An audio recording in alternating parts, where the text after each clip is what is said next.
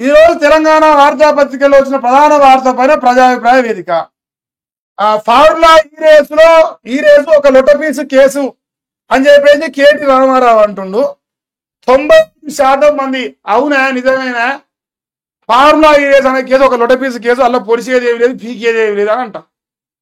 ఉన్నది చెప్పండి గది. 95% వల్ల వస్తే ఇలా 92% వస్తాను. ఉన్నాము చెప్తే గది. సతీష్ గారట గుడ్ మార్నింగ్ అంటాడు అన్న. Very good morning. SH Satish. ఇంకేమన్నా కామెంట్? చలో. Raju Yadav good morning. మహేష్ అన్న వెరీ గుడ్ మార్నింగ్. రమేష్ గారు అసెంబ్లీలో 5:30 నుంచి వెళ్ళి రాత్రి 1:50 వరకు సాగిందన్న. నిన్ననే కదా అన్న కేటీఆర్ తోటి నిరుద్యోగులందరూ కూడిందని చెప్పేసి అంటాడు. మా అన్నది అసలు అసెంబ్లీలో చర్చ పెట్టాలి కాళేశ్వరం అంటే తెలివి ఉండాలి. ఇప్పుడు వాళ్ళకి అంతా ఐన్స్టీన్లు ఉన్నారన్న. ఐన్స్టీన్లో తెలివి కాదు, అది మామూలు తెలివి కాదు. ఐన్స్టీన్ తెలివి తట్టుకోలేము మనం కాబట్టి వాళ్ళు చర్చను అర్ధనాది పెట్టుకోరు. బీఆర్ఎస్ వాడు వెళ్ళిపోయినాక కాళేశ్వరం పైన మాట్లాడుకోరు. వాడు ఎంఐఎం వాడు వాడేమంటాను మీరేం సుఖనీళ్ళు లేవంటారు అని లక్షల ఎకరాలకు నిలిచాను వాళ్ళని రిపోర్ట్ ఇస్తారు అని చెప్పేసి వాడు సాయం చేసిన వాళ్ళు అట పోయినా కూడా సోపతి గాడు. ఇంకేంది రేవంత్ రెడ్డి అన్నీ చెప్తుంటే బీజేపీలు ఏం చేస్తున్నారన్న అవన్నీ చెప్తుంటేనా మా వాళ్ళు చెక్క చెమ్మలేసి మొగ్గు అని పర్లు పడతారు. మ్యూజిక్ సింగర్లు అవుతారట మా వాళ్ళు. ఇంకేందా బాపురెడ్డి గారు గుడ్ మార్నింగ్ మహేష్ అన్న అంటాడు. Very good morning. ఆర్యన్ గారు రాజట మహేష్ అన్న దయచేసి మీ దృష్టికి నేను తీసుకొస్తున్న విషయం, మీరు ఎప్పుడు రాజకీయాల గురించి చర్చ మొదలు పెడతారు. నేను చెప్పాల్సింది చాలా స్పీడ్గా చెప్పాలి అనుకుంటున్నాను. ఈ విషయం మీ ఒక్కరికే కాదు. ఎందుకన్నా రాజకీయాలు పిల్లలకు కాలేజీలో ఫీజు రియంబర్స్మెంట్ వల్ల రాక వాళ్ళకు కాలేజీ యాజమాన్య ఫీజులు కట్టాలని వారిని హెచ్చరిస్తున్నారు. 2 సంవత్సరాల నుంచి ఫీజు రియంబర్స్మెంట్ రావడం లేదు. దీని గురించి చర్చ ఏది? ఫీజు రియంబర్స్మెంట్ గురించి ఒక జర్నలిస్ట్ మాట్లాడాడు. పిల్లల చదువుల కోసం ఉపయోగపడే ఇలాంటి న్యూస్ను మీరు ఎందుకు చెప్పడం?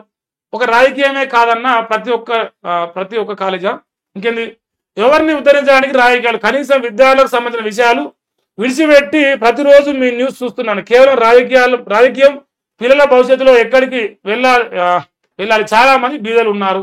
ఇంకా ఇంతమంది డిజిటల్ మీడియా జర్నలిస్ట్ ఉన్నారు కదా, ఎప్పుడైనా మీ ఆత్మసాక్షిగా చెప్పండి మీ పిల్లల ఫీజు రియంబర్స్మెంట్ గురించి చర్చించామని ఎక్కడన్నా ఉందా? ఎందుకు మహేష్ అన్న ఈ విషయాలు అని చెప్పేసి ఇంకా ఉందా? చలో ఇంతవరకు నేను అన్నిటికీ ఆన్సర్ చెప్తా. ఫీజు రియంబర్స్మెంట్ గురించి మాట్లాడే అర్హత నాకున్నది. మాట్లాడలేదు అని అంటారు కదా. సో ఎక్కడైతే మనం చేసేది ఏంటన్నా మార్నింగ్ న్యూస్. తెలంగాణ రాష్ట్రంలో విద్యాశాఖను గాలి కొదిలేసింది రేవంత్ రెడ్డి. విద్యకు సంబంధించిన ఏ వార్తను కూడా పేపర్లో రాయను. ఫీజు రియంబర్స్మెంట్ గురించి నేనే మాట్లాడినా. ఫీజులు పెద్ద ఎత్తున ఇంజనీరింగ్ కాలేజీ వసూలు చేస్తారు, పేదోళ్ళ బిడ్డలను ఆగం చేస్తారని నేనే మాట్లాడినా. మల్లారెడ్డి కాలేజ్ దుర్మార్గంగా వాడు డొనేషన్ వస్తారన్న విషయం మాట్లాడినా. నేనే బాధితుని ఫీజు రియంబర్స్మెంట్ విషయంలో. నేనే ₹1,00,000 కట్టిన ఫీజు రియంబర్స్మెంట్ రాక సర్టిఫికేట్ కూడా తీసుకోవాలి 5-6 నెలల వరకు ఇంజనీరింగ్ సర్టిఫికేట్.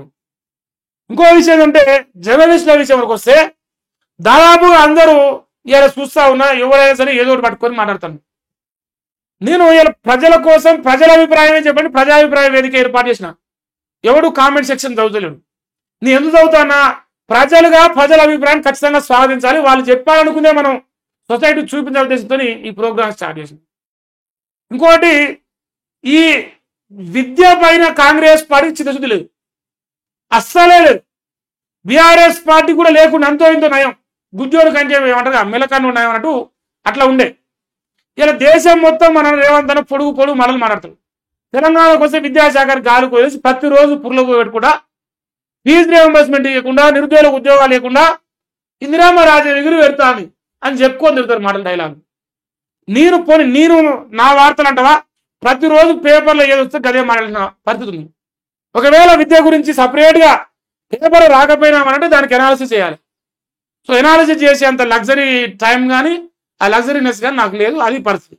మాట్లాడే ఉద్దేశం లేకపోవడం మాత్రం ఏమాత్రం కాదు. భవిష్యత్తులో మరి మాట్లాడడానికి ప్రయత్నం చేస్తాం. ఇంకేందా లింగం గారు జై కేసీఆర్ అట, జై తెలంగాణ అట, జై బీఆర్ఎస్ అట.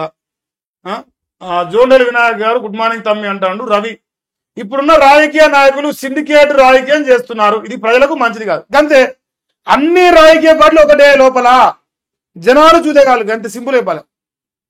ఇప్పుడు ఫీజు రియంబర్స్మెంట్ గురించి కానీ నిరుద్యోగుల గురించి కానీ బీజేపీ వాళ్ళు పనిచేస్తున్నారా? బీఆర్ఎస్ వాళ్ళు రాజకీయం కోసం వాడుకుంటారు నిరుద్యోగ వాళ్ళ సక్కమైందనే. అందరికంతే ఎవరు అధికారులు వస్తే వాడు పద్ధతి మరలు చెప్తారు. మాణిక్యం గారు, కేసీఆర్ వాళ్ళు 4 ఎమ్మెల్యేలు ఉంటే కుటుంబ పాలన అన్నారు. ఇప్పుడు ఒక్కరు ఎంపీ 2 ఎమ్మెల్యేలు వాళ్ళను ఏమనాలి? అలాగే ఉత్తమ్ కుమార్ రెడ్డి 2 ఎమ్మెల్యేలు, రాహుల్ గాంధీ వాళ్ళు 3 ఉన్నారు. మన పేరు ఏం పేరా? వివేక్ వెంకట సైడ్లో 3, మా కోమరెడ్డి బాసిందే 2, ఇటు పోతే మా రేవంత్ అంటే డైరెక్ట్ 3, తిరుపతి అన్న కొడలన్న 3 ముఖ్యమంత్రులే వాళ్ళ ఇంట్లో. ఇంకా వాళ్ళన్న రాజ్యాంగబద్ధంగా పదవిలో ఉన్నారు. వీరు పదవుల్లో లేదు, ఊకనే ప్రోటోకాల్ అలాగే జాగిరి ముఖ్యమంత్రి పదవి అన్నట్టు ఊకనే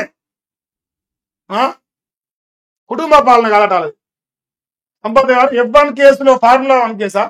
కేటీఆర్ బొచ్చు కూడా దిగలేరు. మా రేవంత్ అన్న పీకుదాం అనుకున్నాడు కూడా. ఇంకేంది? మైమూనా బేగం అలియాస్ ఇందిరాగాంధీ మనడు రాహుల్.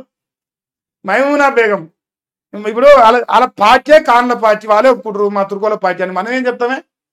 మైమూనా బేగం అలియాస్ ఇందిరాగాంధీ మనడు రాహుల్ ఖాన్ గలీజ్ పార్టీ, కాంగ్రెస్ అంటే ఖాన్ గలీజా అధినేత కేటీఆర్ టచ్ చేయలేడు, అది ఖాన్ గలీజ్ పార్టీ మారింది అని చెప్పేసి అంటుంది. షబ్బాస్.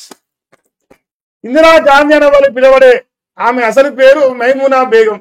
మ్యారేజ్ సర్టిఫికేట్ లో ఉంది, గూగుల్ చేసినా నిజం తెలుస్తాడ అని. అదంతేనా? మాణిక్యం గారు, 1,60,000 ఉద్యోగాలు ఇచ్చిన కేసీఆర్ ని మర్చిపోయారు. రేవంత్ రెడ్డి వస్తే సంవత్సరానికి 2 లక్షల ఉద్యోగాలు ఇస్తాయని ఆశపడ్డారు. కాంగ్రెస్ నాయకులకు వచ్చే ఉద్యోగాలు నిరుద్యోగులకు మాత్రం 2 వాళ్ళకు వచ్చిన ఉద్యోగాలు మరి వాళ్ళకు వస్తాయి బరాబర్గా, వాళ్ళ రాజ్యం కదా. ఇంకేంటి? బండి అట ఓదేలా మహేష్ అన్న వాస్తవం చెప్తున్నాడు. Thank you so much. మనం వాస్తవాలు చెప్తాం. వాస్తవాలు ఎందుకు అనిపిస్తుంటే నేను ప్రజలు అనుకునే చెప్తా, పార్టీలకు జోకుడు అనేది లేదు. ప్రజల లోపల ఏం చర్చ ఉందో దాన్నే మాట్లాడతా. అది మా రేవంత్ అయినా బీజేపీ అయినా టీఆర్ఎస్ అయినా ఏదైనా కావచ్చు. సత్యవర్ధన్ గారు, శుభోదయం Mahesh, excellent analysis, thank you so much. మల్గొండనా అన్న, good morning, very good morning. మల్లిగాని బీసీఎఫ్ అంటే బ్లాక్ మెయిలర్ చోర్ మల్లేష్ యునైటెడ్. సూపర్ సంపద, నచ్చినవి నువ్వు ఇయ్యాల. ఐ లవ్ యూ సింబల్ పెట్టినప్పు. ఎందుకంటే బ్లాక్ మెయిలర్ చోర్ చూడరా, బి అంటే బ్లాక్ మెయిలర్, సి అంటే చోర్ అట, ఎం చోరు మల్లేషా, okay. United front, blackmailer చోరు మల్లేష్ యునైటెడ్ ఫ్రంట్. అమ్మర కొండ చిన్నలేదు కథ. ఇక అన్న నాకు చెప్పన్న అడ్రస్ నేను పోయి అడుగుతా, చింతపండు మళ్ళీ. సో క్యూనస్ ఉప్పర్ ఆఫీస్, ఆ ఉప్పల్ నుంచి మేడిపల్లి పోయే రూట్లో ఉంటుంది. ఆ మూల మీద చెరువు కాడ కంపు కాడు ఉంటాడు మల్లేష్ గారు. కంపు మల్లి కాదు, ఆ నోరు కూడా కంపు కాడు, కంపు కాడు ఉంటాడు అక్కడ చెరువు కాడు ఉంటాడు. యూట్యూబ్ స్టార్స్ అట. అన్న నమస్తే, జై తెలంగాణ. నమస్తే కిరణ్ గారు. చింతపండు మళ్ళీ 2 తలకాయలు ఎలా పాము, 2 తలకాయల పాము కాదు, 15 తలకాయల పాము అన్నట్టు.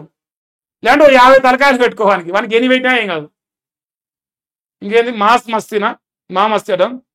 మళ్ళీ వాడు వాడి లాభం కొరకు బీసీ సపోర్ట్ చేస్తాడు. వాడు బజార్లో పంది, ఇంకా వాడి జోలి ఆగి చెప్పకరి. వాని బతుకు మొత్తం నాకు ఎరక. వాడు ప్రజల్ని వాని స్వార్థం కోసం బజార్లో గంప గుత్తగా అమ్ముతాడు. అది వాని రాజకీయ చరిత్ర, వాని బతుకు. వాని గురించి నేను పెద్ద మాట్లాడలేను, క్షమించాలి. సో ఇంతవరకు లైవ్ కనిపిస్తా ఉంది. సాయంత్రం 7:30 ఎగ్జాక్ట్గా లైవ్ ఉంటుంది. సో చాలా మంది లైవ్లో పార్టిసిపేట్ చేస్తారు. కుదిరితే లైవ్కి రండి. ఇంకొక రిక్వెస్ట్ ఏంటంటే, లైవ్ చూసే ప్రతి ఒక్కరు మహేష్ గారి గొంతు నిలబడాలి, ప్రజల కోసం పనిచేయాలని కోరుకునే ప్రతి ఒక్కరికి నా విజ్ఞప్తి, చూసిన మరుక్షణమే వీడియోని లైక్ చేయండి, కుదిరితే కామెంట్ చేయండి, మీ అభిప్రాయాన్ని షేర్ చేసే ప్రయత్నం చేయండి.